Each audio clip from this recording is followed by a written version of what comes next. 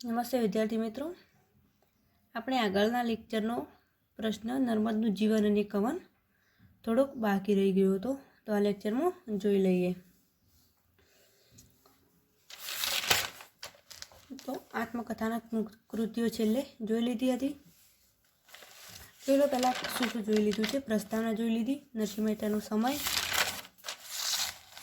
નરસિંહ મહેતાનું જીવન, દંતકથા, નરસિંહ મહેતાનું કાવ્ય સર્જન, નરસિંહ મહેતાના પદો, નરસિંહ મહેતાનું જ્ઞાન ભક્તિ અને વૈરાગ્યના પદો, આત્મકથાના કૃતિઓ, આખ્યાનાત્મક કૃતિઓ. આપણે આખ્યાનાત્મક કૃતિઓ જોવાની છે. તો કે નરસિંહ મહેતાના કેટલાક કાવ્યો કથાનાત્મક કે પ્રસંગાત્મક છે. એમાં સુદામા ચરિત એક સિદ્ધહસ્ત આખ્યાનકારની નહીં પણ એક ભક્ત કવિની પ્રસંગાત્મક કૃતિ છે. શ્રી કૃષ્ણ જન્મ સમયમાં 17 પદ વાસ્તવમાં એક કથાનાત્મક કૃતિ છે. પ્રથમ 9 પદમાં કવિ કૃષ્ણ જન્મની કથા કહે છે. દાણલીલા નરસિંહની કૃષ્ણ ભક્તિનો સુભગ પરિચય કરાવવાનું 39 કડીનું કથાનાત્મક કાવ્ય છે. ચાતુરી શીર્ષક અંતર્ગત નરસિંહને બે કૃતિઓ મળે છે. ચાતુરી 36 અને ચાતુરી 16. આ ઉપરાંત ગોવિંદ ગમન અને સુરત સંગ્રામ બંનેનું કર્તૃત્વ પણ શંકાસ્પદ છે. નરસિંહ મહેતાના કવિ પ્રતિભાના પદોમાં વિશિષ્ટ પ્રકારની સિદ્ધિ દાખવી છે. નરસિંહ મહેતાની કવિતા વિશે અનંતરાય રાવળ કહે છે કે ભક્તિ શૃંગારના રસિક કવિ. આખ્યાનાત્મક કૃતિઓમાં અનંતરાય રાવળ કહે છે કે ભક્તિ શૃંગારના રસિક કવિ તેમજ વેદાંતી જ્ઞાની કવિ તરીકે સમયની દ્રષ્ટિએ નહીં પણ ગુણની દ્રષ્ટિએ આપણો આદિકવિ છે. ફરી એકવાર જોઈ લો કે ભક્તિ શૃંગારના રસિક કવિ તેમજ વેદાંતિક જ્ઞાની કવિ તરીકે નરસિંહ સમયની દ્રષ્ટિએ નહીં પણ ગુણની દ્રષ્ટિએ આપણો આદિકવિ છે. આખ્યાનાત્મક કૃતિઓ પતી ગયા. હવે છેલ્લે ઉપસંહાર. તો નરસિંહ મહેતા ભક્ત છે. તેઓ એક અનન્ય ભક્ત હોવા છતાં ઉપરાંત પ્રતિભાશાળી ભક્ત છે. નરસિંહ મહેતાની પ્રેમલક્ષણા ભક્તિના ગાયક જ નથી, તત્વદ્રષ્ટા પણ છે. એમની કવિતામાં ભાગવત, વેદાંત, ઉપનિષદની વાણીના પડઘા સંભળાય છે. પદોના સર્વોચ્ચ ગિરિશૃંગ સમાન પ્રભાતિયા એમનું ગુજરાતી કવિ સાહિત્યને અનોખું અર્પણ કરે છે. તો કે પદોના સર્વોચ્ચ ગિરિશૃંગ સમાન પ્રભાતિયા એમનું ગુજરાતી કવિ સાહિત્યનું અનોખું અર્પણ કરે છે. પ્રભાતિયા તેમને પ્રથમ આપેલું પદ છે. તે સવારે નરસિંહ મહેતા જ્યારે સ્નાન કરવા જતા કુંડમાં ત્યારે તે ગાતા. તો બકર ઠાકોર નોંધે છે કે જોઈ લેજો, બકર ઠાકોર નોંધે છે કે નરસિંહના કેટલાક પદો ત્રીજા નેત્રની પ્રસાદી છે. બકર ઠાકોર નોંધે છે કે નરસિંહના કેટલાક પદો ત્રીજા નેત્રની પ્રસાદી છે. આમ અહીં પ્રશ્ન પૂરો થાય છે. એકવાર પ્રશ્ન જોઈ લો.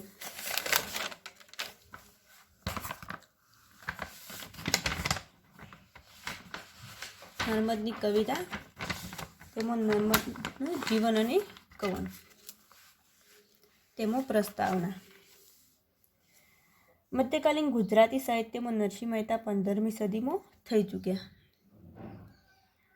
એકવાર હું જોઈ લેજો તમે, હું એકવાર બોલી જાઉં છું. સમયના ક્રમે નહીં છતાં શ્રેષ્ઠતાના અર્થમાં નરસિંહ મહેતા આપણો આદિકવિ છે. મધ્યકાલીન ગુજરાતી કવિતામાં સુંદર ઉર્મી ગીતો રૂપે વહેતું નરસિંહનું કાવ્ય ઝરણું કલકલ કરતું સતત વહેતું રહ્યું છે. નરસિંહ મહેતા પોતે પોતાના પ્રભાતિયાથી વખણાય છે. તેમણે પ્રભાતિયાના પદો આપ્યા હતા. નરસિંહ મહેતાનો સમય. પ્રથમ મુદ્દો છે નરસિંહ મહેતાનો સમય. નરસિંહ મહેતા ક્યારે થઈ ગયા એ વિશે સ્પષ્ટ માહિતી ઉપલબ્ધ નથી. આયુષ્યકાળ વિશે વિદ્વાનોમાં વિભિન્ન મતો ચર્ચે છે.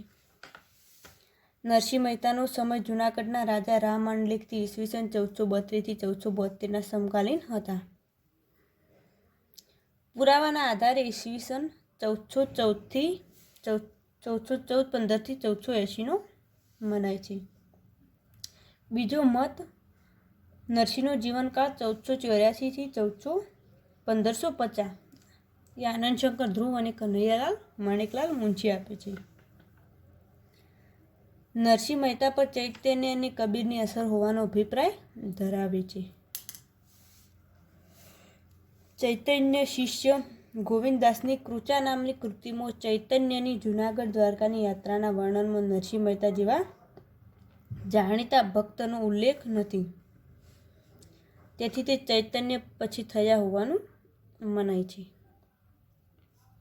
સુરત સંગ્રામમાં પણ નરસિંહ મહેતા પછી કોઈ અર્વાચીન કવિની કૃતિ હોવાની સંભાવના ઉદ્ભવી છે. ડૉક્ટર ધીરુ પરીખ નરસિંહનો સમય 1470થી 1480નો ધરાવે છે. આમ 15મા સૈકામાં થઈ ગયેલા ભક્ત કવિ નરસિંહના જન્મ વિશે વિદ્વાનો અનેક તર્ક વિતર્કો કરી રહ્યા છે.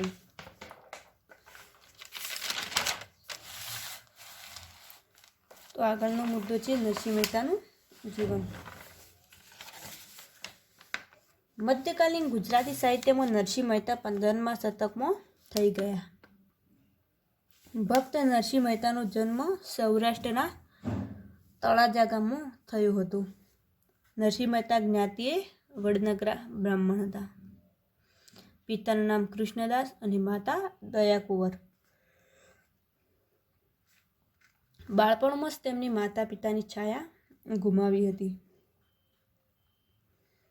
તેથી તે જૂનાગઢમાં તેમના મોટાભાઈ બંસીગરને તેઓ આશરો લીધો હતો. નરસિંહ મહેતાને ભણતરમાં રસ નહોતો. તેમને સાધુ સંતોની સંગત બહુ વહાલી હતી. તે સારી રીતે આજીવિકા મેળવી શકે અને નોકરી ધંધો કરી શકે તે હેતુથી તેમના મોટાભાઈ બંસીગરે તેમના લગ્ન માણેક સાથે કરાવ્યા. પત્નીનું નામ માણેક. તેમને એક પુત્ર અને એક પુત્રી શામળશા અને કુંવરબાઈ પુત્રની પુત્રી હતા. અલગારી એવા નરસિંહ મહેતાની લગ્ન બાદ પણ લગ્ન જીવનમાં ઝાઝો ફરક પડ્યો નહીં. કામ ધંધા વિના ભટકતા નરસિંહ મહેતાને એની ભાભીએ એક દિવસ મહેણું મારે છે. ભાભીએ આપેલા ઠપકો નરસિંહના હૃદયમાં ખૂંપી જાય છે અને તે ગૃહત્યાગ કરે છે. જંગલમાં જઈ મહાવીર અવિરતની પૂજા કરે છે. ભક્તિ અને તપથી શિવ પ્રસન્ન થાય છે અને તેને કૃષ્ણલીલાના દર્શન કરાવે છે. આ કૃષ્ણ દર્શનથી નરસિંહ પોતાના જીવનની ધન્યતા અનુભવે છે અને બોલે છે, ધન્ય છે ભાભી, તમને ધન્ય છે. ત્યારબાદ નરસિંહ ફરીથી ગૃહાશ્રમ શરૂ કરે છે. શ્રી કૃષ્ણ અને નરસિંહ મહેતાની સંકટ સમયે સામાજિક અવસરે હાજર રહી મદદ કરી હોવાના પુરાવા મળે છે. ભક્ત કવિ નરસિંહના જીવન વિશે કેટલીક દંતકથાઓ જનસમાજમાં પ્રચલિત છે. તો દંતકથા જોઈ લેજો. જૂનાગઢના રાજા રામ માંડલિકના દરબારમાં કસોટી થતાં ભગવાન શ્રી કૃષ્ણએ જાતે આવીને હાર પહેરાવેલો. આ પ્રસંગ હારમાળાના પ્રસંગમાં વર્ણવાયેલો જોવા મળે છે. એક પ્રસંગમાં લખેલી હુંડીમાં દ્વારિકામાં નરસિંહ મહેતા વણિકના વેશમાં કૃષ્ણને વણિક વેપારીના વેશમાં સ્વીકાર કર્યો હતો. વણિકના વેશમાં કૃષ્ણ આવીને નરસિંહ પાસે આવ્યા હતા. કુંવરબાઈના મામેરા પ્રસંગે, શામળશાના લગ્ન પ્રસંગે, પિતાના શ્રાદ્ધ વખતે, આમ એક યા બીજી રીતે ભગવાન તેમને સહાય કરે છે. નરસિંહ મહેતા જીવનભર અકિંચન રહેલા સમાજમાં નગરી તરફથી તેમણે અનેક સંસારમાં કષ્ટ સહન કરવા પડ્યા હતા. ત્યારે પુત્રના લગ્ન પછી થોડા જ સમયમાં પત્ની અને પુત્રનું અવસાન થાય છે. પુત્રના લગ્ન બાદ તેમનું પત્ની અને પુત્રનું મૃત્યુ થાય છે. ત્યારે તે કાવ્ય પંક્તિ લખે છે કે ભલું થયું ભાગી જંજાળ, સુખે ભજીશું શ્રી ગોપાળ. એ ભલું થયું તે જંજાળ ભાગી જાય, ગોપાળ બધવા હવે મળશે. આમ હરિજનને તેઓ ભજનનું આમંત્રણ આવે છે, ત્યારે તેમને નાત બાર કરવામાં આવે છે. હરિજનને તેઓ જાય છે ત્યાંથી નાત બાર કરવામાં આવે છે. ત્યારે તે લખે છે કે નિર્ધરને વળી નાત નગરી હરિને આપી છે અવતારને, કે મારે કોઈ નાત નગરીની જરૂર નથી. નરસિંહ મહેતા વિકટ સંકટોમાં પણ ભક્તિ અને શ્રદ્ધામાંથી વિચલિત થતા નથી. આથી જ કલાપીએ નરસિંહ મહેતાની મીરામે અંજલિ આપતા કહ્યું છે કે કલાપી કહે છે કે હતો નરસિંહ હતી મીરા, ખરા ઇલમી ખરા શુરા, અમારા કાફલામાં બે હતા પૂરા. આ કલાપી નરસિંહ અને મીરાને ઉલ્લેખીને પંક્તિ લખે છે. આગળનો મુદ્દો છે નરસિંહ મહેતાનું કાવ્ય સર્જન. નરસિંહ મહેતાએ વિપુલ કાવ્ય સર્જન કર્યું છે. મધ્યકાલીન ગુજરાતી કાવ્ય સાહિત્યને સમૃદ્ધ કરવામાં નરસિંહ મહેતાનો ફાળો મૂલ્યવાન છે. નરસિંહનું સમગ્ર જીવન અનેક આપત્તિઓ વચ્ચે પણ ભક્તિથી સભર રહ્યું હતું. તેથી તેમની કવિતા પણ ભક્તિ રંગે રંગાયેલી છે. તેમાં એક પંક્તિ છે વૈષ્ણવજન તો તેને કહીએ. આ પંક્તિ ગાનાર નરસિંહ ગુજરાત અને ગુજરાત બહાર એક તરીકે ખૂબ જાણીતા બન્યા છે. નરસિંહના કાવ્ય સર્જનમાં પદો ઉપરાંત આખ્યાનોનો પણ સમાવેશ થાય છે. તો આગળ જોઈએ નરસિંહ મહેતાના પદો. આગળનો મુદ્દો નરસિંહનું કાવ્ય સર્જન મુખ્યત્વે પદોના રૂપમાં જ થયેલું છે. સમગ્ર મધ્યકાલીન સાહિત્યમાં નરસિંહના પદો અને પ્રભાતિયા ભાત આંકે છે. પ્રભાતિયા પણ એક પ્રકારના પદ જ છે. નરસિંહ સમગ્ર કાવ્ય સૃષ્ટિમાં મોટાભાગે પદ સાહિત્યમાં કૃષ્ણલીલાના પદો વિપુલ પ્રમાણમાં આપ્યા છે. નરસિંહના પદ સાહિત્યને કૃષ્ણલીલા અને કૃષ્ણ મહિનાના પદો, જ્ઞાન વૈરાગ્યના પદો, ભક્તિબોધના પદો, આત્મચરિતાત્મક પદો એમ 3 વિભાગમાં વહેંચી શકાય. તેમણે શૃંગાર રસમાં રાસના પદો, વસંતના પદો, શૃંગારના પદો આપ્યા છે.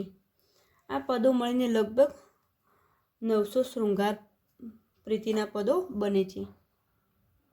ત્યારે તે એક કાવ્ય આવે છે પ્રેમ રસ પાને તું મોરના પિચ્છ ઘર, તત્વ તું ટૂંભણું તુચ્છ લાગે.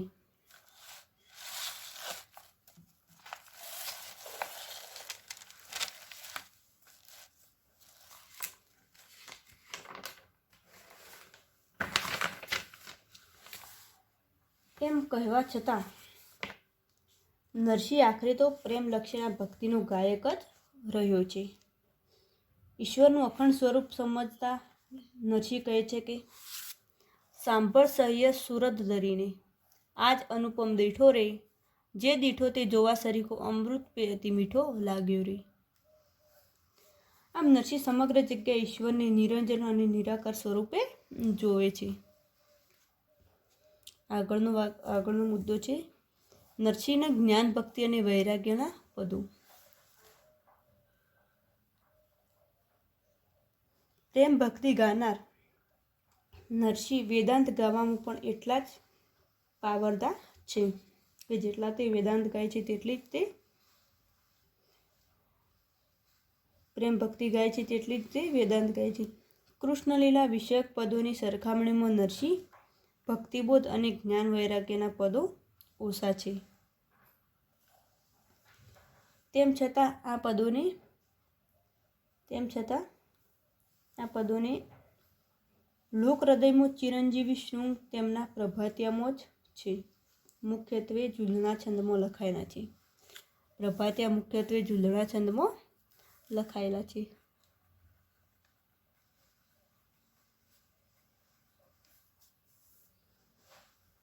ત્યારે આગળ કાવ્ય પંક્તિ લખે છે કે અખિલ બ્રહ્માંડમાં એક તું શ્રીહરિ, જુજવે રૂપે અનંત ભાસે, દેહમાં દેવ તું તો તેજમાં તેજ તું, શબ્દમાં શૂન્ય થઈ વેદ ભાસે.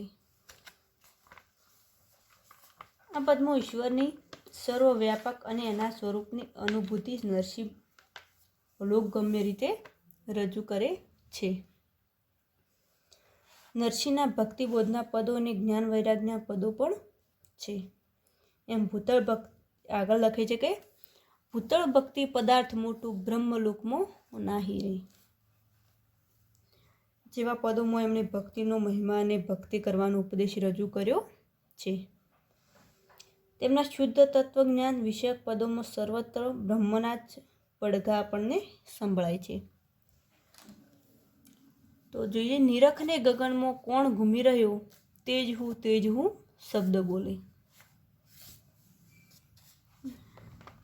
આમ નરસિંહ કવિતાની ઉચ્ચ કુળનું તત્વજ્ઞાન ભવ્ય કવિતા બનીને આવે છે. તો આગળનો મુદ્દો છે આત્મકથાનાત્મક કૃતિઓ. તો એમાં જોઈએ નરસિંહની આત્મકથાનાત્મક કૃતિઓમાં શ્યામદાસનો વિવાહ, હુંડી, મામેરું, હારમાળા, જારીના પદ વગેરે કૃતિઓ આવેલી છે. શ્યામદાસના વિવાહ ઝૂલણાના 34 પદની અખંડ રચના છે. એમાં શ્યામાનો વિવાહને સંક્ષેપમાં પણ સચોટતાથી નિરૂપાયો છે. આ જે 4 પદો છે, આ જે 4 ટોપિક છે તે આત્મકથાનાત્મક કૃતિઓમાં આવી જાય છે. તેમાં પ્રથમ મુદ્દો છે હુંડી. હુંડીમાં નરસિંહના જીવનનો બનેલો હુંડીનો પ્રસંગ આલેખાયેલો છે. આ કૃતિમાં આત્મચરિતાત્મક પદોમાં અંશો આપવા કરતાં પ્રસન્ન કથન પર કવિએ વિશેષ જ્ઞાન કેન્દ્રિત કર્યું છે. બીજો મુદ્દો છે મામેરું. મામેરોમાં કવિએ પોતાની પુત્રીના સીમંત પ્રસંગે ભગવાનને દામોદર જોશીનો વેશ લઈ કુંવરબાઈનું મામેરું પૂરું કરી નાગરી નાથ તેમના વડનગરા બ્રાહ્મણતાથી નાગરી નાથમાં નરસિંહ મહેતાની થતી હાંસી અટકાવી હતી એ પ્રસંગ વર્ણ્યો છે. જ્યારે તે મામેરું કરવાની તેમનામાં શક્તિ નથી, તેમના પાસે પૈસા નહોતા, ત્યારે લોકો તેમની હંસી ઉડાવતા હતા કે નરસિંહ મહેતા તેમની દીકરીનું મામેરું શું કરશે. આમ તેમની હંસી ઉડાવતા. આ હંસી નરસિંહ મહેતાની શ્રી કૃષ્ણએ અટકાવી હતી. નરસિંહ મહેતાની મામેરું શ્રી કૃષ્ણ જાતે કરવા આવ્યા હતા. આગળનો ટોપિક છે હારમાળા. હારમાળામાં નરસિંહ ભગવાનને પોતાના કંઠનો હાર પહેરાવી જૂનાગઢના રામમાંડલિકની કસોટીમાંથી પાર ઉતાર્યો એ પ્રસંગ વર્ણવ્યો છે. છેલ્લું છે જારીના પદ. તો જારીના પદ અંતર્ગત 4 પદ મળે છે, જેમાં ભજન કરતી વખતે નરસિંહને ભગવાન સ્ત્રી સ્વરૂપે પાણી પાયું એવી ઘટનાનું આલેખન થયું છે. આમ આત્મકથાનક કૃતિઓમાં હુંડી, મામેરું, હારમાળા અને જારીના પદનો સમાવેશ થાય છે. આગળ જોઈએ આખ્યાનાત્મક કૃતિઓ. તો નરસિંહ મહેતાના કેટલાક કાવ્યો કથાનાત્મક છે, પ્રસંગાત્મક છે. તેમાં સુદામાચરિત એ સિદ્ધ હસ્ત આખ્યાનકારની નહીં પણ એક ભક્ત કવિની પ્રસંગાત્મક કૃતિ છે. શ્રી કૃષ્ણ જન્મ સમયના 17 પદ વાસ્તવમાં એક કથાનાત્મક કૃતિ છે. પ્રથમ 9 પદમાં કવિ કૃષ્ણ જન્મની કથા કહે છે. દાણદીલા નરસિંહની કૃષ્ણ ભક્તિનો સુભગ પરિચય કરાવવાનું 39 કડીનું કથાનાત્મક કાવ્ય છે. ચાતુરી શીર્ષક અંતર્ગત નરસિંહ 2 કૃતિઓ મળે છે, ચાતુરી 36 અને ચાતુરી 16. આ ઉપરાંત ગોવિંદ ગમન અને સુરત સંગ્રામમાં બંનેનું કર્તૃત્વ પણ શંકાસ્પદ છે. નરસિંહ મહેતાની કવિ પ્રતિભાના પદોમાં વિશિષ્ટ પ્રકારની સિદ્ધિ દાખવી છે. નરસિંહ મહેતાની કવિતા વિશે શ્રી અનંતરાય રાવળ કહે છે કે ભક્તિ શૃંગારના રસિક કવિ તેમજ વેદાંતી જ્ઞાની કવિ તરીકે તે સમયની દ્રષ્ટિએ નહીં પણ ગુણની દ્રષ્ટિએ આપણો આદિકવિ છે. અનંતરાય રાવળ કહે છે. છેલ્લે છે ઉપસંહાર. નરસિંહ મહેતા ભક્ત છે. તેઓ એક અનન્ય ભક્ત હોવા છતાં પ્રતિભાશાળી ભક્ત છે. નરસિંહ મહેતાની પ્રેમ લક્ષણા ભક્તિના ગાયક જ નથી, તત્વદ્રષ્ટા પણ છે. એમની કવિતામાં ભાગવત, વેદાંત, ઉપનિષદની વાણીના પડઘા સંભળાય છે. પદોના સર્વોચ્ચ ગિરિશૃંગ સમાન પ્રભાતિયા એમનું ગુજરાતી કવિ સાહિત્યને અનોખું અર્પણ કરે છે. બક ઠાકોર કહે છે કે નરસિંહના કેટલાક કાવ્યો ત્રીજા નેત્રની પ્રસાદી છે. બક ઠાકોર જે સોનેટના રચયિતા છે. બક ઠાકોર નરસિંહના કેટલાક પદો ત્રીજા નેત્રની પ્રસાદી ગણાવે છે. આમ અહીં નરસિંહ મહેતાનું જીવન અને કવનનો પ્રશ્ન પૂરો થાય છે. આ 20મા નંબરનું લેક્ચર છે.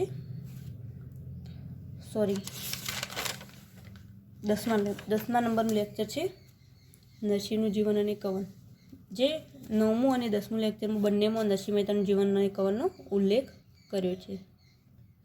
આમ અહીં પ્રશ્ન પૂરો થાય છે. નર્મદની કવિતા, તેમાં આપણે 14 કવિતાઓ જોઈ અને નર્મદનું જીવન કવન જોયું. CC 304 સેમ 3નો નર્મદની કવિતાનો અભ્યાસક્રમ અહીં પૂરો થાય છે.